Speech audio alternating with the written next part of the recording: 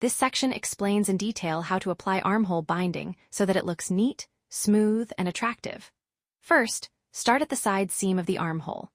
Take a 3 cm wide binding strip, fold one edge inward by 1 cm, and then fold the strip in half. Align the starting point of the binding strip with the side seam and armhole, leaving a 0.5 cm seam allowance while sewing. Next, open and flatten the armhole, and sew while gently stretching the binding strip. Use the same technique all around the armhole. At the joining point, follow the diagonal seam allowance of the starting end of the binding strip, trim off the excess fabric diagonally, and join it to the other end.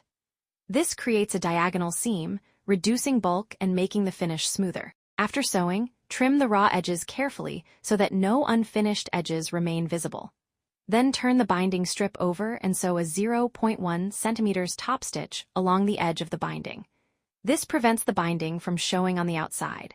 This binding method is commonly used for collarless garments, sleeveless tops, and dresses. Once the binding is sewn, press it toward the inside and stitch 0.1 cm from the edge. While sewing, keep the armhole flat and smooth, and press the binding neatly into place.